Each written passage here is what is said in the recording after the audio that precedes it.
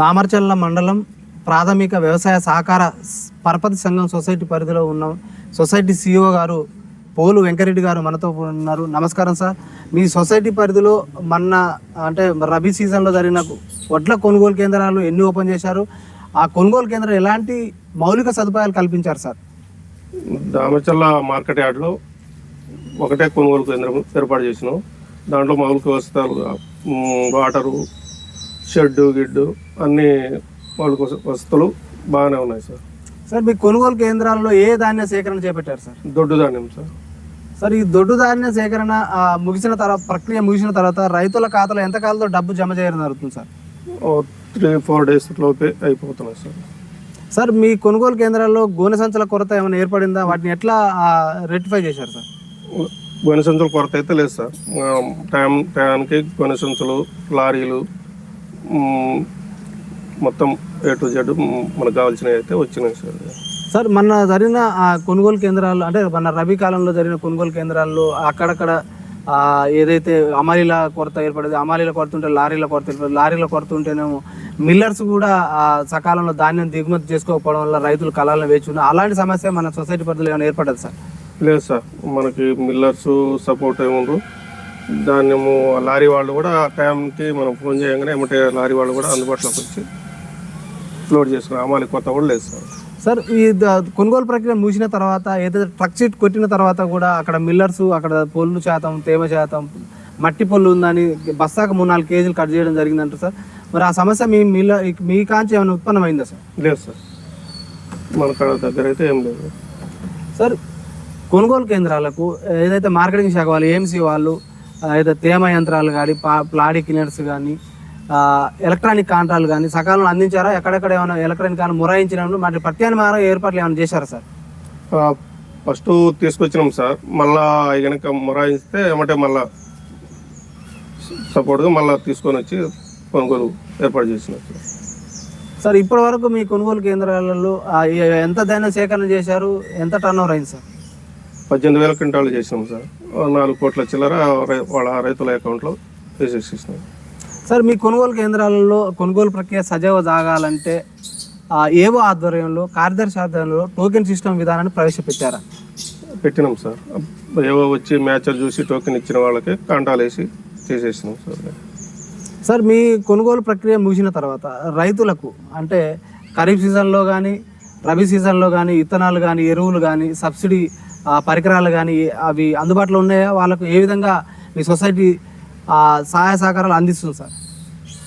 Subsidy అయితే ఇప్పుడు ప్రజెంట్గా అయితే ఏం లేవు సార్. ఇక అగ్రికల్చర్ డిపార్ట్మెంట్ ద్వారా అయితే అంతకుముందు ఉండే టార్బాలిన్స్ అవి ఉంటే సబ్సిడీ మీద ఇచ్చేది. ఇప్పుడైతే ప్రజెంట్గా అయితే ఏం లేవు సార్. సార్ ఇప్పుడు అంటే భూసారం పెరగడానికి మీరు ఇక్కడి నుంచి ఏమేమి విత్తనాలు సరఫరా చేస్తున్నారు రైతులకు? ఈ ఖరీఫ్ సీజన్లోనైతే బీపీటీ 5204, KNM 1638 అని వెరైటీ, 2 రకాలు రైతులకి సరఫరా చేస్తున్నాం సార్. సార్ రైతులలో భూసారం పెంపొందించడానికి, ఆ పెస్టిసైడ్ తగ్గించడానికి, భూసారం పెంపొందించడానికి పచ్చిరొట్ట కానీ, జిరుగు కానీ, జనుగు కానీ మీరు అందుబాటులో ఉన్నాయా? ఈ సీజన్లో మీరు రైతులకు మీ సేవ ఎలా అందిస్తుంది సొసైటీ? ఇచ్చినాం సార్. జీలుగు కూడా వచ్చినాయి. జీలుగు కూడా అందుబాటులో తీసుకొచ్చి రైతులకు ఇచ్చేసేసినాం సార్.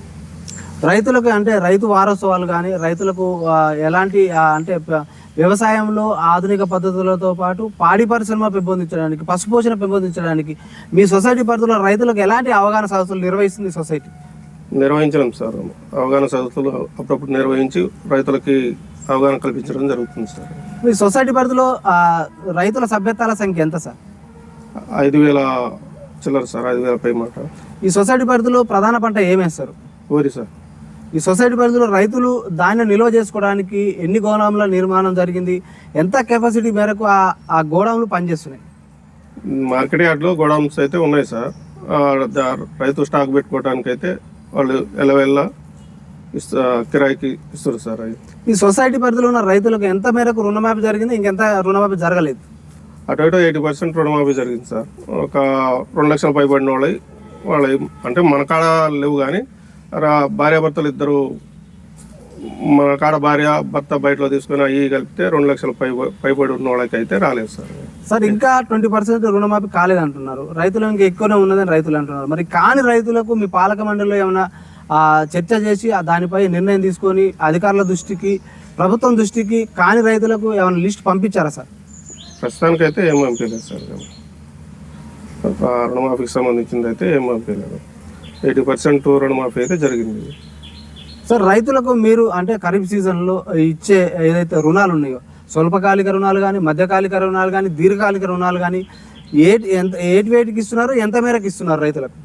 టోటల్గా 4,90,00,000 ఉన్నాయి సార్. 871 మంది రైతులు క్రాప్ లోన్స్, ఒక 150 మంది రైతులు దీర్ఘకాలిక రుణాలు, ఒక 25 లక్షలు ఉన్నాయి సార్ టోటల్గా దామచలం సొసైటీ ప్రజలు. స్వల్పకాలిక రుణాలు ఎంత మేరకు ఇస్తున్నారు, ఎంత ఇస్తున్నారు? ఎకరానికి 45,000 లెక్క, మ్యాక్సిమం మళ్ళీ 1,50,000 దాకా ఇస్తున్నాం సార్. అది అంటే ఎకరానికి 45,000, 3.5 ఎకరాలు ఉంటే 1,50,000 దాకా ఇచ్చేస్తున్నాం సార్. మరి రేట్ ఆఫ్ ఇంట్రెస్ట్ ఎంత ఇస్తున్నారు సార్? 7 సార్. మరి ఇన్ టైంలో రైతులు పే చేస్తే వాళ్ళకి ఇచ్చే కేంద్రం నుంచి సబ్వెన్షన్ అందుతుంది సార్, ఇస్తున్నాం సార్ అవి కూడా. సార్ ఈ సొసైటీ పరిధిలో ఆ రైతులకు సభ్యత్వం కలగాలంటే సభ్యత రుసుము ఎంత వసూలు చేస్తారు? ఆ రైతుకు అంటే వాళ్ళ వాటాదానం ఎంత ఉంటుంది? 300 రూపాయలు వాటాదానము, 30 రూపాయలు అడ్మిషన్ ఫీజు అని తీసుకుంటాం సార్. సార్ ఈ సొసైటీ పరిధిలో రైతులకు అవగాహన సదస్సులు సంవత్సరానికి ఎన్ని నిర్వహిస్తారు?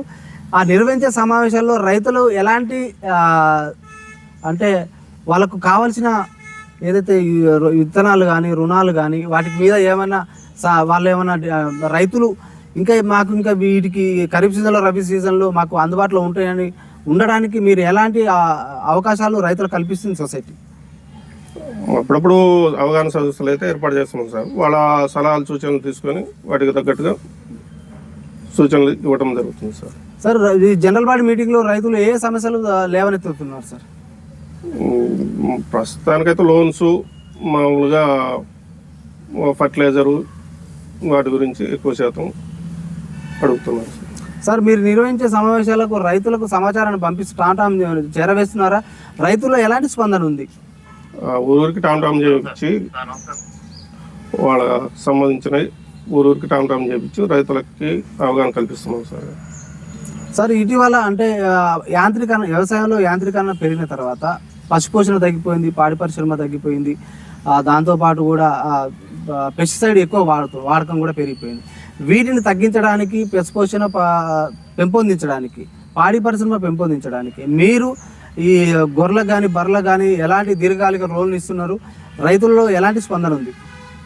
దీర్ఘకాలిక రుణాలు అంటే మేము సొసైటీ పరిధిలో అయితే లేదు సార్. ఇప్పుడు ప్రస్తుతానికైతే సొసైటీ పాత ఈ ఓడి కేసులు ఉండే రకం సొసైటీ ద్వారా ఇవ్వట్లేదు. బ్యాంకు డైరెక్ట్ రైతులకి కావాల్సితే అవసరం ఉంటే ఇచ్చేస్తున్నారు సార్. సార్ రైతులు మా దృష్టికి ప్రధాన సమస్య తీసుకొచ్చారు. ఈ సొసైటీ పరిధిలో ఉన్న సిబ్బంది సకాలంలో మాకు అందుబాటులో ఉంటలేరు, రుణాల విషయంలో కావచ్చు, ఇంకా ఈ విత్తనాలు, ఎరువులు ఇచ్చే విషయంలో కావచ్చు కొంచెం ఇబ్బంది కలుగుతుందని రైతులు అంటున్నారు సార్. మరి మీరు అన్ని వేళలా వాళ్ళకి అందుబాటులో ఉంటున్నారా?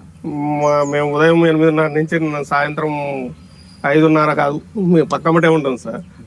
24 hours మనం చెప్పకూడదులే. కానీ రైతు ఎప్పుడు వచ్చి తలుపు కొట్టినా ఆయనకి అన్ని సదుపాయాలు కల్పిస్తున్నాం సార్. ఆయనకి ఏది అవసరం ఉంటుందో అది చేసేస్తున్నాం సార్. సార్ ఈ సొసైటీకి కేంద్ర ప్రభుత్వ గ్రాంట్ కానీ, రాష్ట్ర ప్రభుత్వ గ్రాంట్ కానీ, నాబార్డు గ్రాంట్ కానీ ఏ విధంగా అందుతుంది సొసైటీ బలోపేతానికి? ఆ గ్రాంట్ల నుంచి ఎలాంటి బలోపేతం అవుతుంది సొసైటీ? అప్పుడు 2010-11లో వైద్యనాథన్ ఫండ్స్ అని ఇచ్చారు సార్. అవి సొసైటీ ద్వారా ఎఫ్డీలు చేసేసి సొసైటీ ఫలానా ట్యాక్సుల ద్వారా దామచల సొసైటీకి ఫిక్స్డ్ డిపాజిట్ చేసేది సార్.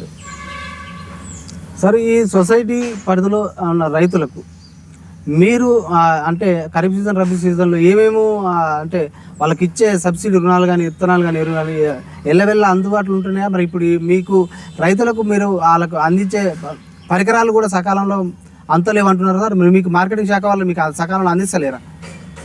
అవైతే మనకి అందుబాటులో ఉంటలేదు సార్. మార్కెటింగ్ శాఖ వాళ్ళు ఇంకా సబ్సిడీ లేవు కాబట్టి వాళ్ళు కూడా ఇవ్వట్లేదు సార్. సార్ ఇటీవల కేంద్ర ప్రభుత్వము మన తెలంగాణ రాష్ట్రానికి 311 ఎఫ్ఓలను ప్రకటించింది సార్. ఆ ప్రకటించిన ఎఫ్ఓలలో మన సొసైటీలో ఏమన్నా పెరిగే అవకాశం ఉందా? అంటే ప్రపోజల్ అయితే పంపించాం సార్. అడవిదలపల్లి మండలం ఏర్పాటైంది, దానికి సపరేట్గా అయితే సొసైటీ ఏర్పాటు చేస్తూ ఉన్నారు. మిగతాయి కూడా కొండ్రపోలు, దిలావరపురం, మొలకచర్ల ప్రపోజల్ అయితే పంపించినాం సార్. అవి సార్ మీరు ఎప్పుడైతే రైతులకు రుణాలు అందిస్తున్నారో, ఇప్పుడు ఈ స్వల్పకాలిక దీర్ఘకాలిక రుణాలు, రైతులకు పంట నష్టపోయినప్పుడు, వాళ్ళకు అకాల వర్షాలు సంభవించినప్పుడు, వాళ్ళకు పంట దిగుబడి రాకున్నా కూడా వాళ్ళకి ఇన్పుట్ సబ్సిడీతో పాటు ఇన్సూరెన్స్ కానీ, జనరల్ ఇన్సూరెన్స్ కావచ్చు, లైఫ్ ఇన్సూరెన్స్, ఎలాంటి ఇన్సూరెన్స్ సదుపాయం రైతులకు కల్పిస్తుంది సార్ ఈ సొసైటీ? ఇన్సూరెన్స్ అయితే రైతుకి మా కాడ తీసుకున్న లోను సభ్యులకు మాత్రం జనతా ఇన్సూరెన్స్ అని ఇయర్లీ పే చేసేస్తున్నాం సార్. అంటే అది ఈ రైతుకి చనిపోతే తప్ప మామూలుగా ప్రమాద బీమా అన్నట్టు. ఇదైతే పంట ఇన్సూరెన్స్ అయితే ఏం చేయట్లేదు సార్. ఇటీవల రాష్ట్ర ప్రభుత్వం 44 జీవో విడుదల చేసింది సార్. దాని ఉద్దేశం ఏంటంటే, రాష్ట్ర సహకార సొసైటీతో పాటు రాష్ట్ర వ్యవసాయ కమిషనర్ గారు 44 జీవో ఉద్దేశం ఏంటంటే, ఎక్కడైతే ఇక్కడ పిఎస్సిఎస్లో పనిచేస్తున్న సిఓలు ఎక్కువ కాలం పనిచేయడం వల్ల అక్కడ ఆ సొసైటీలో నష్టానికి అవకతవకలకు పాల్పడ్డారని అపవాదం ఉన్నది. బదిలీలు చేపట్టాలనేది ఆ 44 జీవో సారాంశం సార్. ఈ బదిలీలను మీరు స్వాగతిస్తున్నారా? స్వాగతిస్తాం సార్. మా ఒక్క దగ్గర మనం ఉండి చేసిన దానికంటే బయటికి పోతే కొంచెం మనకు మర్యాద అనేది, విలువ అనేది పెరుగుతుంది. ఇప్పుడు మనకు అంతా పరిచయం అయ్యి పేర్లు పెట్టి పిలుస్తారు తప్ప సార్ అనే విలువ కొంచెం తక్కువగా ఉంటుంది కదా సార్.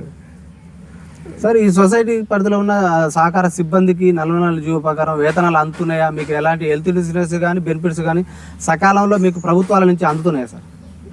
జీతాలు అయితే కరెక్ట్గానే అందుతున్నాయి సార్. ఇన్సూరెన్స్ అయితే 44 జీవో ప్రకారం ఇంకా ఇవ్వలేదు సార్. ఇన్సూరెన్స్ 44 జీవో ప్రకారం బ్యాంక్ వాళ్ళే చేస్తామన్నారు, అది ఇంకా అమలు అయితే కాలేదు సార్. సార్, ఫైనల్గా మీ సొసైటీ పరిధిలో ఉన్న రైతులకు, అంటే మీకు రైతులకు ఈ సొసైటీ ఎలాంటి సేవలు అందిస్తుందో మీరు చెప్పండి సార్.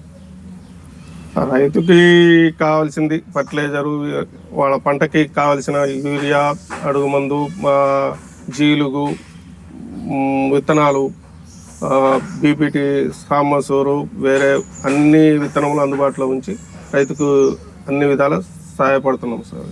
సార్, మీ సొసైటీ ఇస్తున్నాం సార్. ఎప్పుడు ఒకటే పంట కాకుండా పంట మార్పిడి చేసుకోమని సలహాలు, సూచనలు అయితే ఇస్తున్నాం సార్. రైతు చేస్తాడో చేయడం తర్వాత సంగతి, కానీ వాళ్ళ సూచనలు అయితే ఇస్తున్నాం సార్. అట్లనే ఇప్పుడు ఒక రైతు వేరే పంట వేయాలంటే భయపడుతున్నారు సార్ కోతుల విషయంలో. ఈ రక్షణ పైన రైతులకు ఎలాంటి సూచనలు, సలహాలు ఇస్తున్నారు సార్ కోతుల విషయంలో? అది కూడా మనకు సంబంధించిన వాళ్ళు ఎండిఓ ఆఫీస్లో ఇట్లా ఉన్నాయి, చేస్తున్నాయి, వాటికి ఏదో ఒకటి సొల్యూషన్ తీసుకోవాలని వినతి పత్రం కూడా ఇచ్చేసింది సార్. మన పరిధిలో కాకుండా మన వాళ్ళు. సార్, మరి మీ సొసైటీ పరిధిలో ఉన్న పాలక డైరెక్టర్లు కానీ, చైర్మన్, వైస్ చైర్మన్ కానీ, పాలక మండలి ఈ కోతుల పరిధి నుంచి కూడా ఏమైనా అంటే తీర్మానం చేసి అధికారుల దృష్టికి, ప్రభుత్వ దృష్టికి పంపించలేదా సార్? పంపించినాం సార్, అధికారుల దృష్టికి పంపించినాం. కానీ ఇంకా వాళ్ళు కూడా మొత్తం టోటల్గా ఎక్కువ ఉండేలాక వాళ్ళు ఏదో ఒక నిర్ణయం తీసుకొని చేస్తారు సార్. సార్, ఇప్పుడు ఈ సొసైటీ ఎంత టర్న్ ఓవర్లో ఉంది? ఎంత ఇప్పుడు డెబిట్ విషయంలో కానీ, క్రెడిట్ విషయంలో ఎంత ముందంజలు ఉంది? మొన్న 2023-24 ఆడిట్లోనైతే 51 లక్షల ప్రాఫిట్లో ఉంది సార్. టోటలీగా లాస్, అక్యుములేటివ్ లాస్ ఉంది, 11 లక్షల లాస్ ఉంది టోటల్గా. 178 లక్షల నుంచి 11 లక్షలకు తీసుకొని వచ్చినాం సార్ ఇప్పుడు దానికైతే. ఇయర్లీ ప్రాఫిటే ఉంటుంది కానీ టోటల్లీ లాస్ ఉండేళ్ళకి అది దాని కింద పోతుంది. కాబట్టి మనకైతే ప్రాఫిట్లోనే ఉంటుంది సార్ ఎక్కువ శాతం. అయితే 500 బోనస్ ఎంతమంది రైతులు అర్హులుగా ప్రకటించారు? అంటే మనం దొడ్డు ధాన్యం కొనుగోలు చేసినాం కాబట్టి మనకి వాళ్ళలో అయితే ఎవరికి రాలేదు సార్. ఎంత ధాన్యాన్ని సేకరించేది? 18,000 క్వింటాలు సార్. మరి ఇప్పుడు ఉపాధి హామీని వ్యవసాయానికి అనుసంధానం చేయాలని చెప్పేసి కొంతమంది రైతులు అంటున్నారు సార్. ఇది చేస్తే ఏ విధంగా ఉంటుంది? అది రైతుకి చాలా ఉపయోగపడుతుంది సార్. ఇప్పుడు వాళ్ళ పొలానికి పోతానికి దారులు ఉన్నాయి కదా సార్, ఆ దారులు ముఖ్యంగా మంచిగా రైతుకి ఉపయోగపడతాయి సార్. అయితే రైతు వారోత్సవాలని జాతీయ పండుగ గుర్తించాలంటున్నారు సార్. దీనిపైన మీ అభిప్రాయం? గుర్తించాలి సార్, అది మంచి పరిణామం. అట్లనే సార్, రైతులకు ఇప్పుడు ఉద్యోగస్తులకు కనుక ఏ విధంగా హెల్త్ కార్డులు ఉంటే రైతులకు కూడా అట్లా హెల్త్ కార్డు ప్రకటిస్తే బాగుండు అనేది కొంతమంది రైతుల సార్. వాళ్ళకి రైతులకి ఎన్ని చేసినా తక్కువే సార్. వాళ్ళకి ఒకటని కాదు, ఎన్ని చేసినా కూడా తక్కువ అన్నట్టేగా, ఎన్ని అయినా ఇవ్వచ్చు sir. Okay sir, thank you sir. చూస్తూనే ఉండండి మీ తెలుగు టీవీ.